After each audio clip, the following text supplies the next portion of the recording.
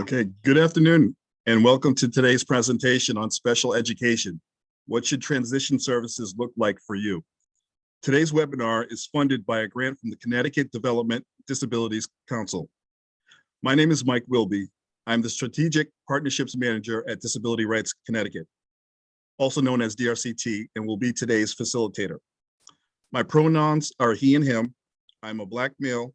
I have on black rimmed glasses, and I'm wearing a light blue striped shirt with a yellow tie and tan pants. Before we get started, I would like to discuss a few housekeeping items. If you have a question or comment, please use the raise your hand feature and you will be unmuted by the moderator. It can be found in the reactions icon at the bottom of your screen. Please remember to introduce yourself before you speak. If you want to hear the meeting in Spanish, please click on the interpretation icon at the bottom of your screen and choose Spanish. There will be real-time captioning in English. There will also be live captioning and interpreters providing in the following languages: American Sign Language and Spanish. Make sure you are in speaker view. If you experience any difficulties accessing any of these accommodations, please put a note in the chat and we will respond as soon as possible. Finally, if you have a general question, please send it to the chat box as well, and we will try to respond to it. I would like to begin today's presentation with a land acknowledgement. For those of you who are not familiar with that, a land acknowledgement is a formal statement that recognizes and respects Native peoples as traditional stewards of lands. The statement highlights the enduring relationship between Native peoples and their traditional territories. The statement that I'm about to read comes from the University of Connecticut's Native American Cultural Programs. By acknowledging that the land on which we gather is the territory of the Mohegan, Mashantucket Pequot, Eastern Pequot, Scotticoke, Golden Hill Pocasset, Nipmuc, and Lenape peoples who have stewarded this land throughout the generations. We thank them for their strength and resilience in protecting this land and aspire to uphold our responsibilities according to their example. Thank you. Our speakers for this afternoon include Bonnie Roswick, Program Director at the Center for Children's Advocacy, Tom Cosker, Advocate for Disability Rights Connecticut, Casey Considine, Supervising Attorney for Disability Rights Connecticut, Maria Feliciano, Project Coordinator for the Youth and Family Engagement for the Connecting Children and Families to Care Initiative and School-Based Diversion Initiative for the Child Health and Development Institute of Connecticut, Inc. Laura Knapp, Transition Coordinator for Connecticut Parent Advocacy Center. Keo Satillo, Bilingual Parent Consultant for Connecticut Parent Advocacy Center. At this time, I would like to turn things over to our first presenter, Program Director at the Center for Children's Advocacy, Bonnie Roswick. Bonnie? Good afternoon, everyone, and thank you so much, Mike. My name is Bonnie Roswig. I'm an attorney with the Center for Children's Advocacy and oversee our disability rights project of our medical legal partnership project. Can we have the first slide, please?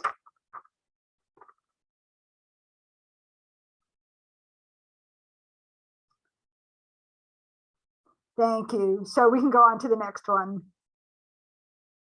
So at the center, my job is to work with parents and healthcare providers at our area, generally Medicaid clinics.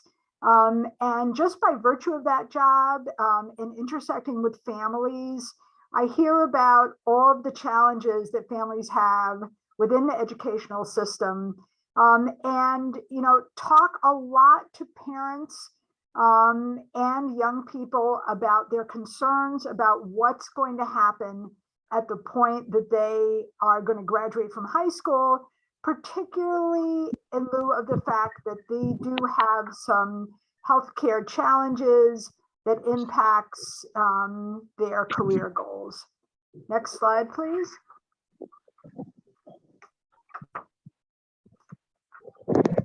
So we're talking today about the whole transition process And, in reality, it's not just because the school or the teachers care about the children, and, we certainly hope that they do, but it's also the law in Connecticut. It basically, the concept is, what is going to happen? What does the child need to be ready to have, a productive, meaningful experience after they graduate from high school? So it's really looking at, what the child needs in order to get to that place. It's about what kind of additional educational supports do they need? Do they need some kind of employment training or employment discussions? What does the young person think they will be interested in doing? And then also thinking and talking about what skills they need to develop and what skill sets they need to be supported so that they can live independently. Next slide, please. I want to read and bear with me from the Connecticut State Department of Education, which actually has some really nice aspirational, for those who don't quite feel that these laws are complied with, language about what this process is supposed to be all about. So it says that these transition obligations are to ensure that all children with disabilities have available to them a free, appropriate public education that emphasizes special education and related services designed to meet their unique needs and prepare them for further education, employment, and independent living. And that their programming should include appropriate, measurable post-secondary goals based on age, appropriate transition assessments related to training, education, employment, and where appropriate, independent living skills, and that the transition services include courses of study needed to assist the child in reaching those goals.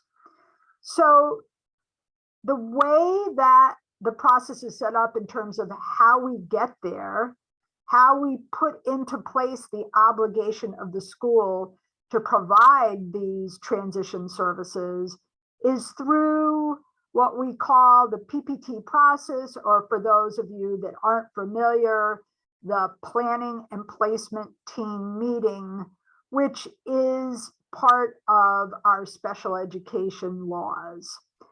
So who is it that attends this planning and placement team meeting?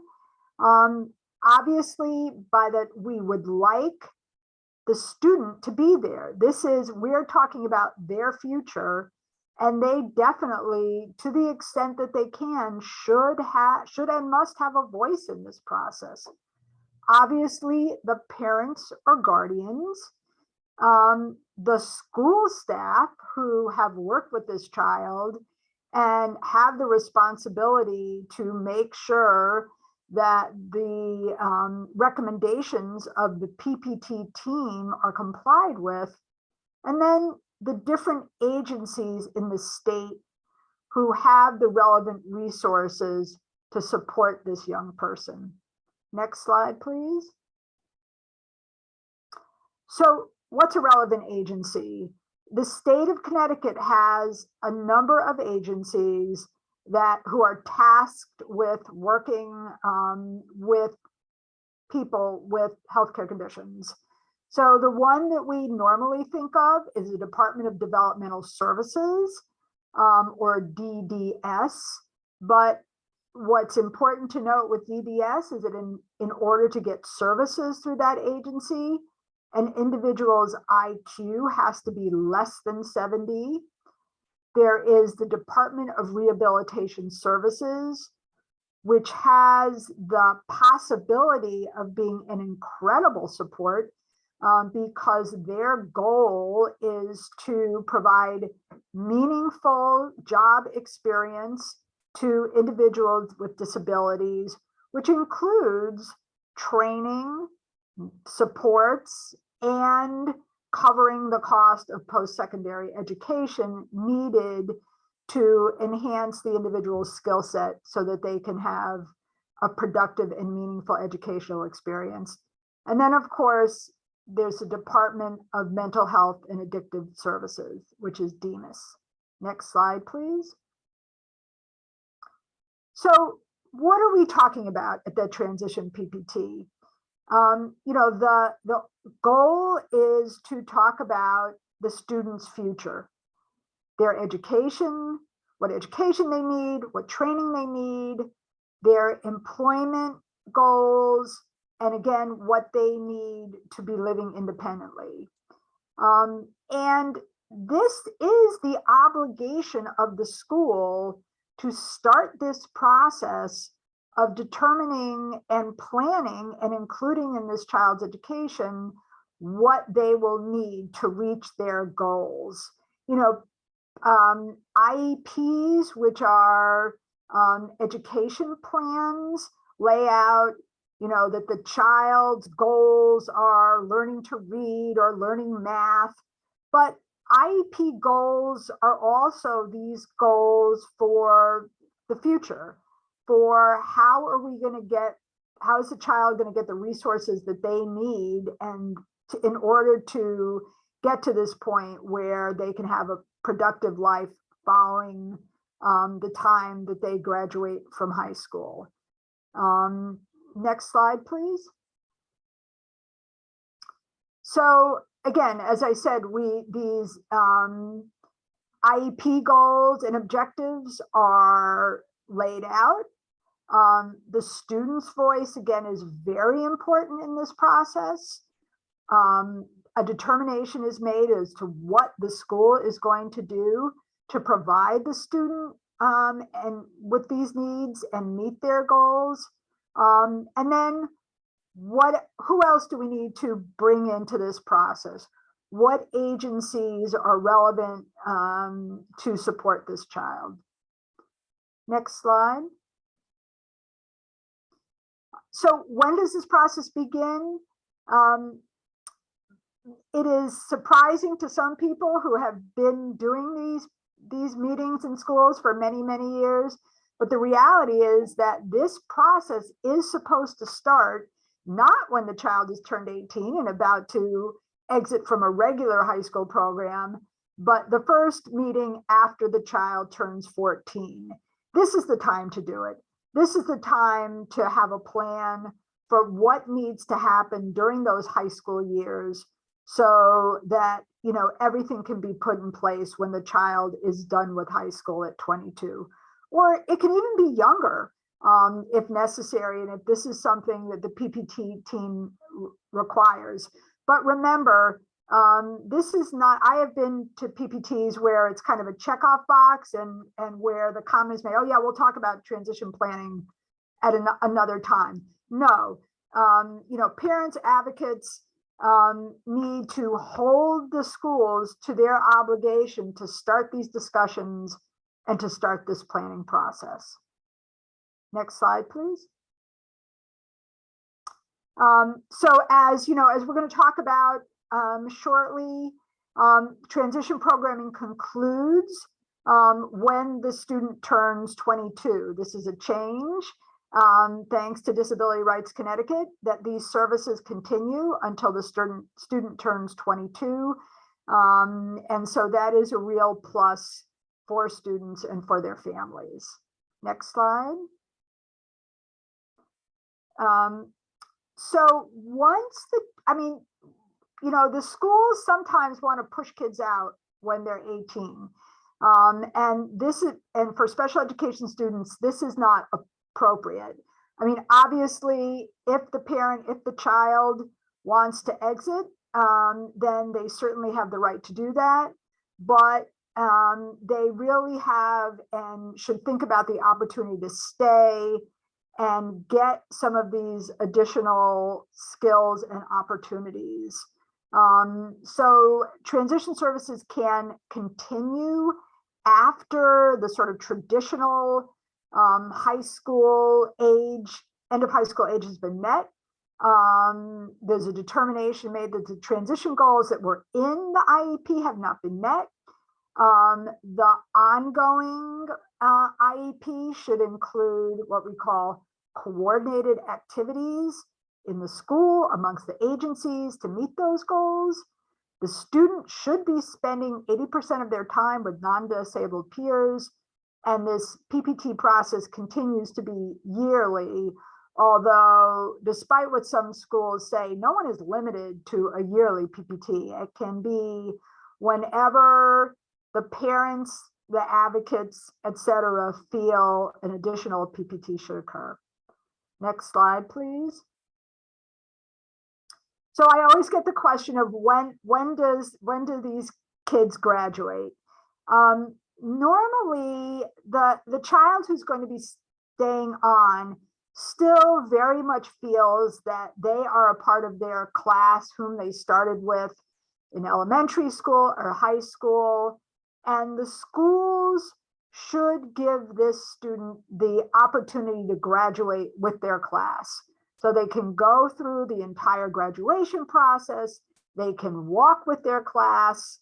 They don't actually receive the actual diploma, they just kind of receive the tube that the diploma is in. But I think most kids just get the tube. So, and they will get that final high school diploma at the end of their transition programming. Next slide, please. So that is really a background.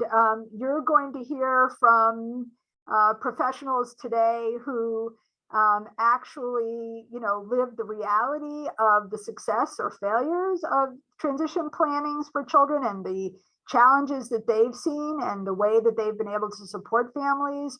But this is just sort of a general overview of what the obligations of the school system should look like. Thank you very much.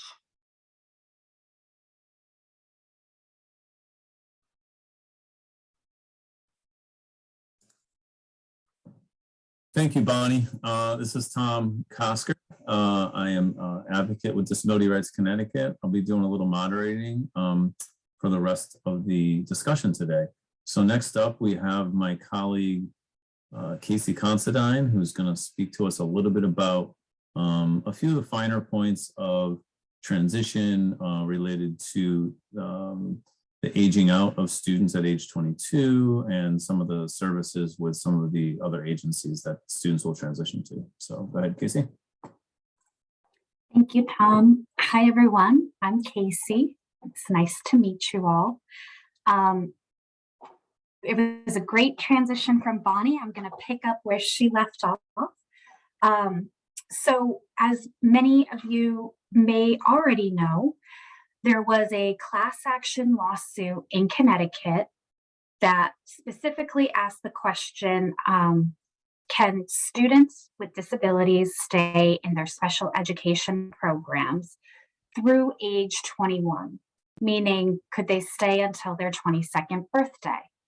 And the lawsuit asked the court to agree with us that students should be able to remain eligible and not age out, so to speak, of special education eligibility until their 22nd birthday. And the court did agree with us, which is exciting. So whereas in Connecticut, students had been exited or graduated, so to speak, at the end of the school year in which they turned 21, now students can remain, if they would like, until their 22nd birthday or until they earn a high school diploma. And when I say high school diploma, I'm using that term as it's defined in the Individuals with Disabilities Education Act, the federal special education law that lays out and protects the rights of students with disabilities in special education. And under that law, a high school diploma is one that's awarded to the majority of students in the state and is aligned with state standards. So for many of our constituents, for many of our clients, for many of our loved ones, likely remain eligible until their 22nd birthday if they would like to continue. Which for a lot of students can mean quite a bit of extra time. If you are a student whose birthday is in October, like mine, it doesn't mean a lot of extra time. But if you're a student whose birthday is in April or in May, it could mean almost a whole additional school year. And that's really exciting. We get sort of the question about, okay, what happens after the 22nd birthday? We know that we have some additional time to stay in the special education program if that's what we want, but whether it's 21 or 22, at some point, a student is either going to graduate with their diploma or age out of special education eligibility. And that's the other part of what I wanted to talk with you all about today. There's a number of vocational rehabilitation services that can be available and provided to people with disabilities throughout the state of Connecticut. Sometimes vocational rehabilitation services are referred to as VR. And really they're services that are designed, provided to help someone either obtain, so get, maintain, so keep, or advance, so move up in their career. And those services are provided by two different agencies. One is called the Bureau of Rehabilitation Services, BRS, and the other is specifically for people who are blind, and that is called the Bureau of Education Services for the Blind, which also provides vocational rehabilitation services. You're probably saying, okay, Casey, but what are vocational rehabilitation services? What does that mean? It can mean a lot of different things. So I'll share with you some examples of what it has meant for my clients. For some of my clients, that has meant a home modification. So maybe their home needs to be modified so that they can use their mobility aids to independently get in or out of their house. That helps ensure that they can get to work on time. That could be a vocational rehabilitation service, a VR service that's provided. For others, like my friend back in Kansas, Dallas, it could mean vehicle modification. He was one of my colleagues, and he was also someone who worked with the vocational rehabilitation agency in his home state.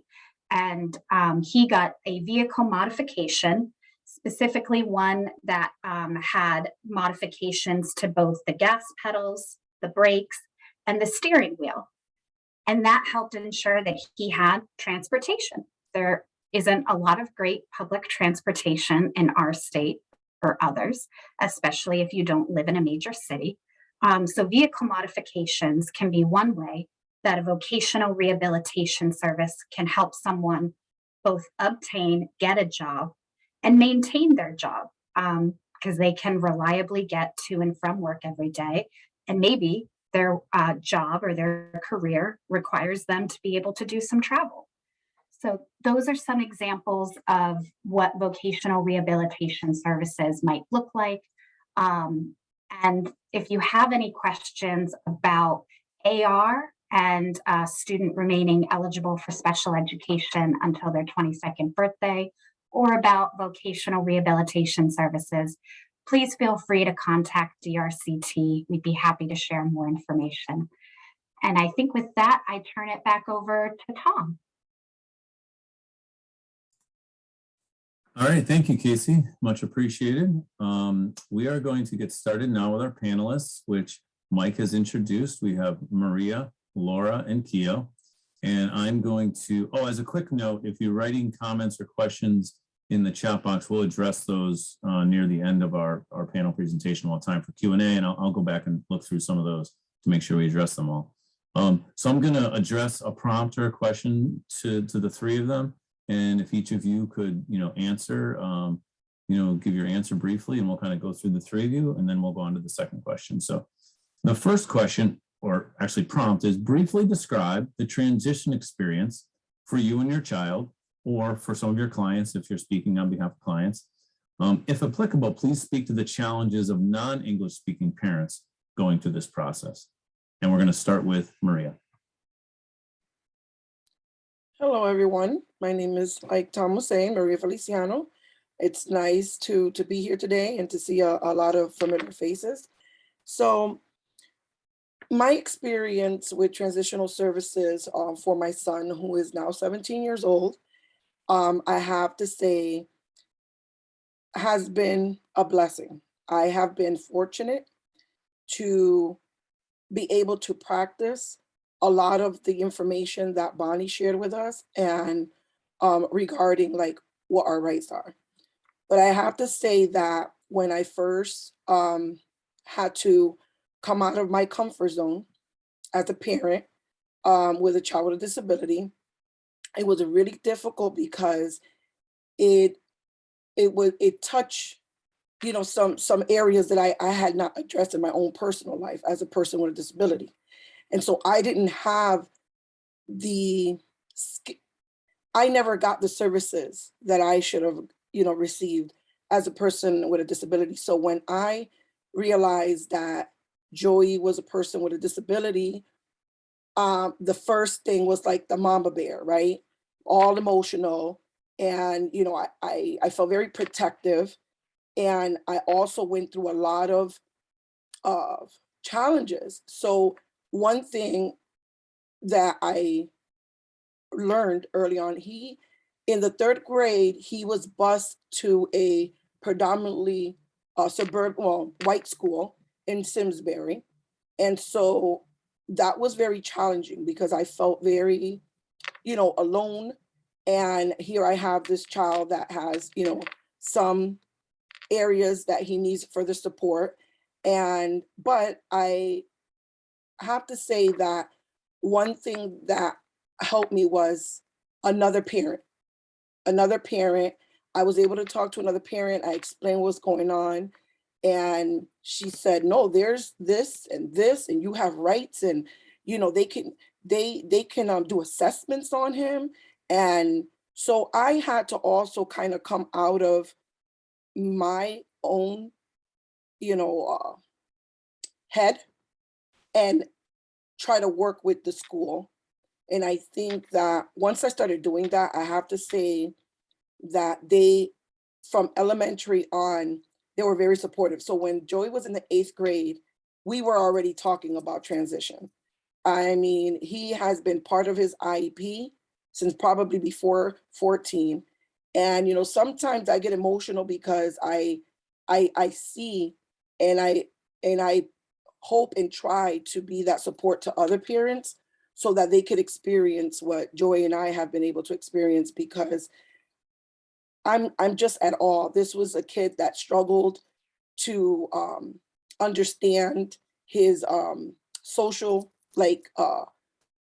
cues sometimes. Sometimes he would blurb out in certain settings when he was much younger. And I mean, part of the transition planning from the 8th grade was to talk about what high school was going to be like. And from that point on, with the PPT team, we worked on it. He's advocated for himself at meetings. And I think that when we teach them young, the importance of self-advocacy, to be able to self-advocate for themselves is key, because we're not always going to be there. And so as I started learning more and more and communicating with other people in the disability world, I really kind of learned how to not be a hindrance for my own child, right? And limit him, that he could do, the same as any other person. So, I mean, I know that that was long-winded, but I'm sorry. I hope I answered your question. No, that's great. Thank you. Thank you, Maria. And again, we appreciate the reason we assembled the panel is we appreciate that real life experience, right? And hearing from parents that are going through it. And, touching on, we can talk all day long about the importance of starting early, but hearing how it worked and how you got involved, or, your son got involved early is really refreshing to hear. So thank you for sharing. Laura, would you like to address this one? Sure. Hello, everyone. My name is Laura Knapp, and I'm the Transition Coordinator at Connecticut Parent Advocacy Center. So thank you for having me. I had a relatively easy transition process, just given that I've been doing this for a while, and my child had very unique needs, and they were pretty blatant. So they knew what the transition process was going to be. But I do find working with families that they are overwhelmed. The process is laborious, it's confusing. Districts are telling families that this is our program and that's it. There's no other option, even if it's not appropriate, or they're often told, some districts, not all districts, that we don't have a program that fits your child's needs, and they still need to plan for that child no matter what. It's not this program or nothing. Families are not connected to services or even adult supports. And there's a lot of misguided information, such as you cannot apply for Department of Developmental Services until age 18. So I think for the whole process of transition, although I had a relatively easy one, it can be very challenging for families and very confusing for families. And once you get into either language barriers or cultural differences, it can be overwhelming for families. And they may not challenge or ask questions if there are confusion, because they feel as though that these are the professionals, they are the experts. We don't have the right to ask these questions, and they take their word as gospel. And I know Kyo has more experiences and more to say on that subject, so I'll let her speak. Thank you, Laura. Go ahead, Kyo. Hello, everyone. So my name is Kyo, and I also work for the Connecticut Parent Advocacy Center. And I also had the experience with my son for transition. He had an unusual profile in the sense that he didn't necessarily need a life skills program, but he definitely needed something. But that something couldn't be identified by the team. And that was a struggle for me, because when he started 9th grade, I started talking about transition. He does have a medical diagnosis of autism, but for the purposes of special ed, he was under OHI for ADHD. So every time I would, have a PPT and would bring up transition, they were like, "Mom, we have time for that. Don't worry about it. We still have time." And this is before they changed the age criteria of 14.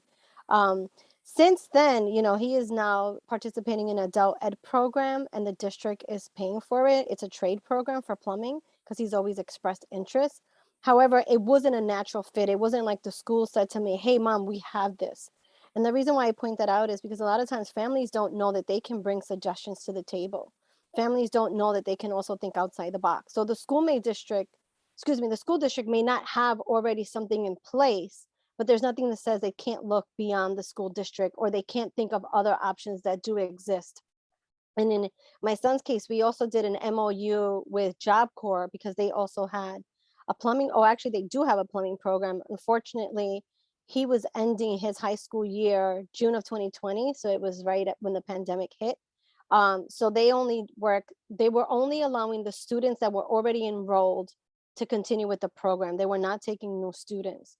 And then when they did offer him to start, it was only virtual. And he had already decided, because he did virtual from March through June, that he actually said, "I'm not learning anything. This doesn't work for me." He didn't want to take up the option of doing virtual. So he started this January with Eli Whitney's adult ed program, doing a plumbing trade program. And I think it's important for families to know that your child may not necessarily go a college route, but they may be able to do a certificate program. They may be able to go to trade school. So make sure you're really talking to your child and the school team and helping them identify what your child would like to do and interest. And the other thing I want to add, when it comes to families that do not speak English, a lot of times information is being sent home in English. So the families don't have access to it, or they come from other countries and they don't know how special ed is offered or the transition process. So sometimes I feel like for some families, it's not meaningful to have a PPT when they don't have all these steps. So maybe if someone can meet with them outside of a PPT to have these conversations, to talk to them about options, and not make it all part of an annual, it could be very helpful. Thank you very much, Kia. All right, the second question, which actually you've probably touched on this already, but if you can expand on what you've touched on, a lot of these questions will kind of overlap. But what advice would you give to parents if you were to answer the question, which is the title of this webinar, right? What should transition services look like for you? So if you're giving that advice, which you've been doing already, but if there any other advice, what should transitions look like for you? And we'll flip the order and we'll start with Laura this time. Oh gosh, I can spend a long time speaking to this question, so I'll try to keep it quick and succinct. Ask questions, ask for a meeting, ask your district, start early. Do not rely on the school to explain the process. Sometimes they do and sometimes they don't. Many school districts do not focus much on transition until the senior year of high school. They may do a few inventories or checklists and put some generic goals on starting at age 14, but then they keep saying, well, we'll get to that. In the senior year, we do this. Absolutely not. Start early. I cannot emphasize that enough, because there's some students who attain skills much slower. They process information much slower, and to wait until that senior year, it's like falling off a cliff. You're trying to cram it in. So that would be one of my key points. The other thing is that transition is not a one size fits all. Services are individualistic and based on needs, present levels of performance, and functional performance, as well as academic performance. It's also on post-secondary outcome goal statements. Those are statements that the student wants to do after high school. And the annual goals and objectives are what the skills, training, and academics the student needs to get them to their life type trajectory. What do they want to do after high school? So that'll be the skill building, the program, if you will. So also know that transition assessments are ongoing. It's not one and done. Naviance is a great tool, but it's a regular education tool. There's other transition assessments, and there should be multiple assessments in employment and in independent living, in academics. There's all sorts of different transition assessments. And again, it's not one and done, it's ongoing. It's a living document. The IEP is a living document. So students change their mind. I know I changed my mind several times going out through high school. What do I want to do in life? So that would be my advice. Also, person-centered planning tools are very useful, and there's various different kinds. There's map sessions, there's charting the life course, and they can be useful in planning for the future, not only just for school, but in general, just looking at that life trajectory. Where do you want to go? And the parent and the student's key, their voice is key. So the students, their interests and preferences must be represented at the PPT meeting. Ideally, the student should attend the PPT meeting, but for some reason they may not be able to. So their interests and their preferences need to be represented during those transition meetings. And I think there was a reference to the annual meeting. They may spend a few minutes, 15 minutes talking about transition. That's not enough time. You can always table it. You can always say, let's schedule another PPT meeting to specifically discuss transition. And the services may look different in high school. They may not follow the rotating schedule. They might not be able to fit everything in, so they can adjust the schedule and do their certain services at different times. And also pay attention. Do students are developing the skills needed, and do they know how to use them? Can they generalize them? So it's always about what that student needs. It's always about what their skill is. It's an ongoing process. I think anything else I would like to say in this short meeting. Basically, what does the student need to access their services? And again, transition programs, there's many kinds, and one size does not fit all. So if the school district has a program that doesn't fit, look elsewhere. Look outside the district, look within the district. Can they build that program? And I think that's it. Thank you, Laura. Thank you, Laura. And I was just reminded for myself and for all of us to try to speak slowly so that the interpreters can make sure they pick up on stuff. And Laura, I'm a problem with that. I tend to speak a little fast. So I think it was directed. Thank Directed to you. me, but for all of us, just make sure we speak a little more slowly. And I heard a lot of the individualized, again, we hear about this in education programming for special education needs across the board. And sometimes families and students in district think, oh, you can't do that at the transition page because we have this program, this set transition program that the district has, but that's certainly not the case. So thank you for pointing. Yes, absolutely not. They can do a hybrid. It could be life skills and academics, college.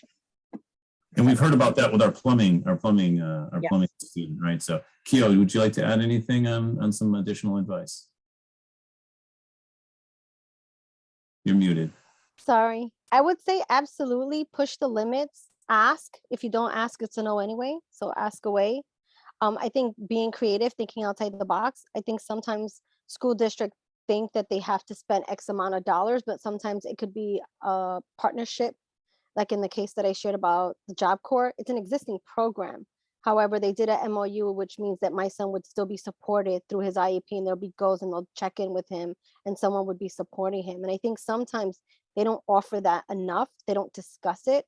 I think families rely heavily on the school to provide all of these options, but they only know what they know. They may not know what's possible. I know when I introduced the idea to my son's team, they were like, well, we don't do that. It's not something we've done. And currently my son's program that he's in, it's an adult ed program, and he's the first student to have this relationship where the district is paying for him to attend, and he has an IEP. And he even said to me, he's like, do you know I'm the only one? I'm like, I know, I advocated for that. And I think a lot of times, again, they didn't have to create a program. It's an existing community program, but now I'm making sure that my son has access to it. And I think it's important because it opens up not only an opportunity for him to feel like this is in the path that he wanted, but that he is capable. And I don't want parents to ever feel like they have to drop expectations because the school doesn't offer it or the district doesn't offer it, but instead continue to have high expectations, but understand that it's individualized. What may be okay for my kid and works for him, it may not work for your kid, but don't be afraid to ask questions and you know, if possible, push limits. Thank you, Kia. Maria, two tough acts to follow there. Any additional advice for? Yeah, that was tough, families? but I guess, you know, what I would agree with both. I like the, you know, the living document piece because, you know, I've seen it, you know, roll out in my son's life, you know, like we were constantly looking at that because he was constantly changing his mind, and especially like in the early 11th grade. Now he's a senior and he wanted to, you know, he expressed, you know, the importance of like getting involved in like sports because sports really helped him. So he's going to the Special Olympics this year. He's going to miss graduation, but he's like, you know, he's okay with that. And they're going this year to Florida. And he has everything planned out. And the school also, something that Keo had shared, that I believe like in the 11th grade, he went to a youth camp and in the summer, and he loved it there. And he went 2 years in a row, and he said, I want to be able to become a counselor there for the summer. So they helped him. He made that decision and he laid it all out. They helped him with the application. He actually was taking like the initiative because he really wanted to do that. So I guess what I would add is the importance of not just as a parent being involved, but really what the child wants, because he or she has to, it's their life, right? And so I could want this for him. I could have want, you know, a whole bunch of things. But he said, you know, I am going to go to college, but I'm planning to hear him say to me, I want to go to this trade school, but it's cheaper if I go to, because he worked with his case manager and they talked about it. And he says, right after I get done with my camp, working at the camp, when I come back from Florida, I'm planning on going to community college because it's much cheaper. I think it's probably almost free, I hear, and that way I can go transition right into the trade school. and then get a job, he said to me, with Pratt and Whitney, because he's already been doing the research. So I think that his transition plan looked different because he's been part of making those decisions and just running them by me, talking about them, you know, saying, Ma, I don't think like, I just want to just do college. I need something hands-on. And part of the transition plan also was helping him. Hi, Maria. Yeah. Sorry, this is Marissa real quick. I just got a tech issue for the Spanish interpreter. I just had to pause the webinar because we're having audio issues for the Spanish interpreter. So if the Spanish interpreter could fix the cutting out of her mic real quick and just make sure that the audio is fixed, that would be great. I'm so sorry I had to interrupt the webinar, but I just wanted to fix that audio issue. Thank you very much. Go ahead, Maria. Okay, thank you.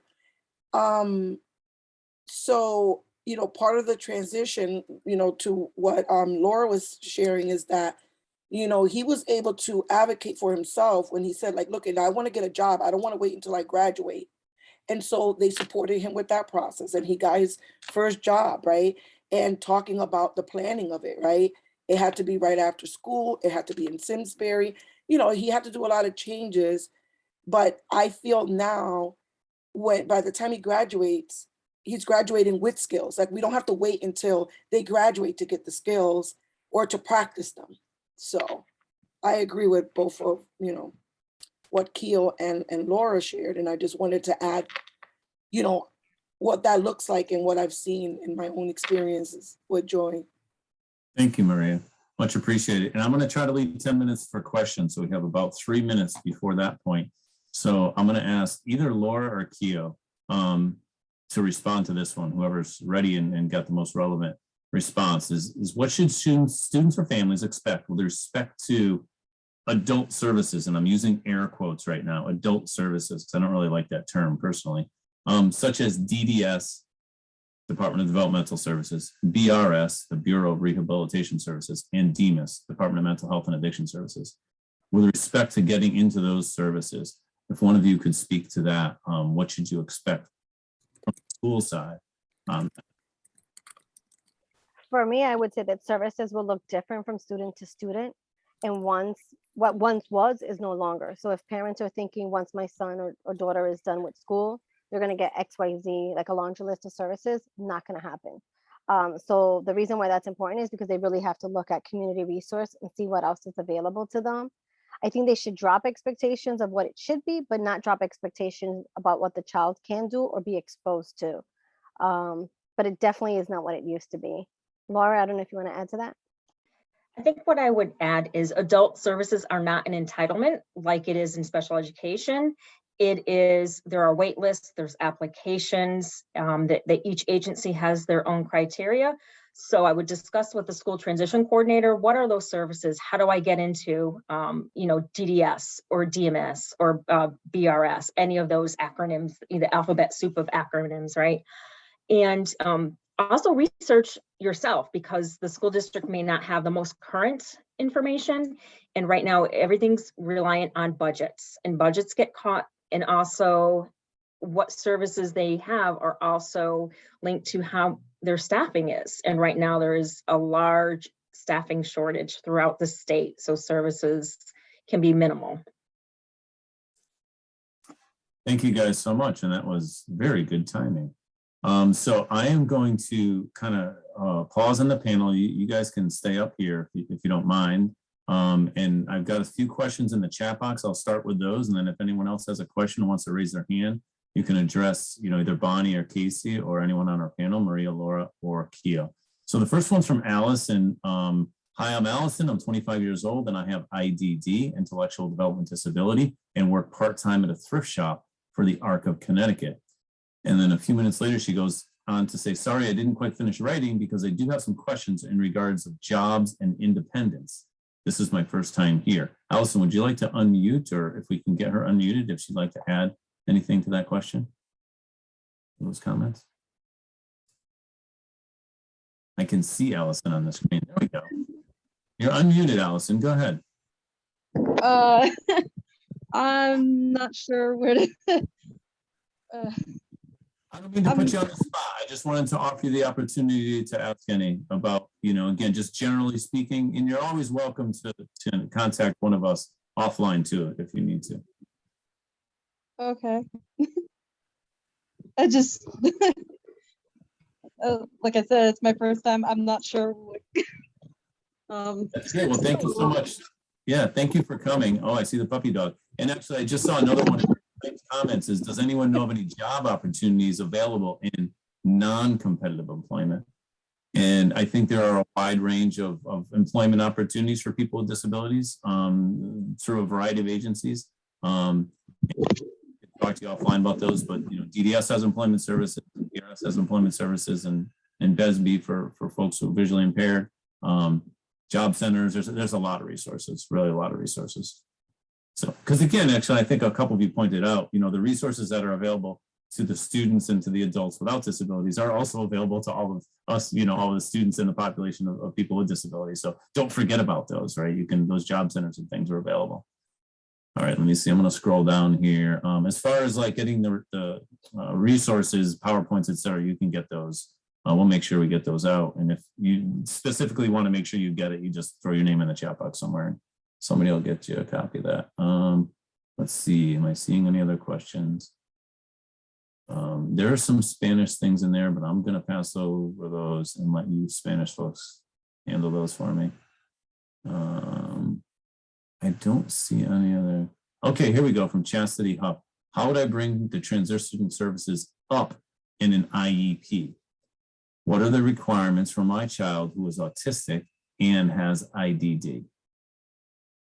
Anyone on the panel want to take that one?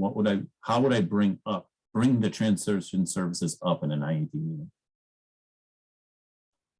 Yeah, there's more to it. What would happen if my son requires transition services? You want me to go? Oh, and the school doesn't have the budget. That's another part of the question, is if the school doesn't have the budget. That's an important piece of that. I'm sure you'll address. So as far as asking during the IEP or the PPT meeting, you can just certainly state the question and say you want to discuss transition services and have that discussion. You can give them agenda ahead of time to let them know that you do want to discuss transition. If there is not time, you can always table it and ask for another meeting specifically to discuss those transition services and transition planning. And as far as the budget comment, no, just because the school does not have the budget does not relinquish them from their responsibilities with the federal law. They still need to provide transition services and special education services. So if they do not have a para, they do not have a speech and language pathologist, that doesn't mean the student goes without if they need that to access their education. Awesome, thank you, Kia. No, I don't, but Maria Ramos has her hand up and she asked in the question box if you're only going to answer questions in English. And I will not be able to answer in Spanish, but I know we have some Spanish speaking folks here on our panel, so I'm happy to. So if you want to go ahead and address one of those from Maria or from others, that'd be great. So Maria, tu pregunta entonces? So she didn't put a question in the chat box. Before, I was the one who asked for folks that were listening to the audio in Spanish if they were able to hear it, because when I went to check, the audio was kind of muffled. So those were me asking folks, but Maria just has her hands up if she wants to ask directly. Maria? Go ahead, Maria. Someone can unmute her. Hola a todos. My name is Maria Ramos. I live in Bridgeport, Connecticut for 15 years. My son is diagnosed for ADHD. He's now 19, graduation for high school, but it's more important for me, this information that in transition, sorry for my pronunciation, practice my English. But my question is, ahora lo voy a hacer en español. Siento que en el último año mi hijo no recibió de la escuela el suficiente apoyo en transición para vida independiente.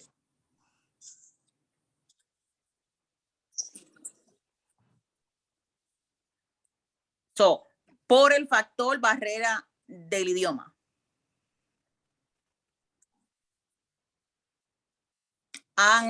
Y adicional, mi hijo cumplió 18 años y la escuela dejó de hablar conmigo. En la última reunión de salida de mi hijo de la escuela, Exit PPT,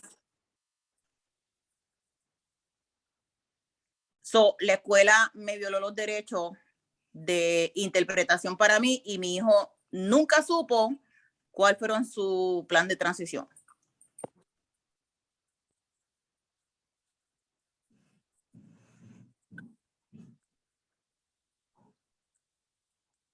Ok, mi sugerencia para las personas que están encargadas de entrenar sobre transiciones que trabajemos un poquito más con las familias que hablamos no solo español, sino otros idiomas.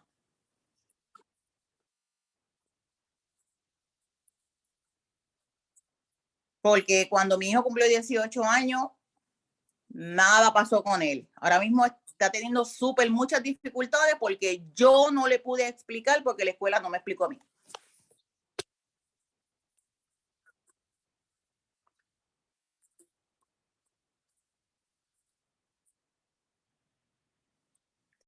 Gracias por la oportunidad. Solo quería mencionar mi historia para que supieran que sí, las familias latinas estamos sufriendo y nuestros hijos no están yendo a la universidad.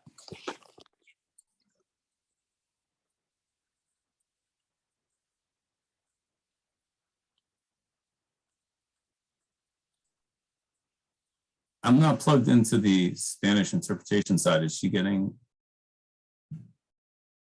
corresponding with someone on the Spanish side? I don't understand your question, Tom. Are you talking about Maria? No, Maria. So when Maria was asking her questions in Spanish, the interpreter was saying that in English. I heard it. I don't know if everybody else heard Okay, it. I did not hear it. That's why. Okay. I did not hear the English version, so I was not hearing any of that. Oh, really? Yeah, I heard all of it. Okay, that's good. I didn't hear any of it. So as long as Okay. This is other complication. I heard it all too, by the way. Okay, good. As long as people are getting the questions answered, I'm not hearing all that. Okay, so is Maria all set? Tom, this is the ASL interpreter. I was not able to hear it at all either. Maybe we could just get a recap so that I could interpret it. If someone could just give a quick summary. I can. So what Great, Maria is thank you. saying that for the purposes of interpretation, that it's important for school districts to work with families that don't speak English. Maria also said that now her son completed school, but he didn't get transition services. He was exited out, and now he hasn't been able to sustain a job. And she would have tried to help him. However, during the transition, at least the exit PPT, they wouldn't provide interpretation for her. And she asked for it multiple times. So she wasn't able to, after the meeting, talk to her son about it because it was all in English. And during the meeting, unfortunately and sadly, they told her son, if he wants her to know, then for him to interpret for her. It's not supposed to happen, but that is what happened. Thank you, Kia. And we only have a couple minutes left, and I see, is it Delmaris? Delmaris? How's your hand raised? Delmaris, go ahead. My question, I am a newlywed with a stepson who has disability. He is 18 and soon to be coming out. I was just wondering, do you guys offer programs for parents to learn disabilities, things like that, or group or something like that? Yeah, you're asking the right people. Okay. Laura and Keown, you guys want to take that one? I teed it right up for you. Delmaris, I can share my contact information, and afterwards we can talk, and then hopefully I can connect you to other resources. We also do have a Transition Tuesday sessions. It's online. You can participate in that. We also have a YouTube channel where we have all our previous recordings. So there are things available as far as teaching you and supporting you. So I'll put my contact information now. Yeah, there's a lot for, again, thank you for asking that question. There's a lot for parents most often parents at the point they get to transition, they've been around it for a while. So someone like yourself who's newly into the process, it's important that, again, CPAC's one resource, Disability Rights Connecticut is another one. There's many out there in the state. CPAC is specifically for educating parents, on rights and stuff like that. And they have a lot of great things that a lot of us have gone through. I went through myself as a parent back in the day. So, and we're just wrapping up on 5 o'clock here. I'm just going to take a quick look. Some back and forth about sharing emails and contact information. I'm going to turn it back over to Mike for a quick wrap up. Okay, well, this has been a very informative. I'd like to thank all of our speakers and panelists for this engaging and informative discussion. I'd like to also thank our attendees for joining us as well. This ends today's presentation, and take care and enjoy the rest of your day. Bye-bye.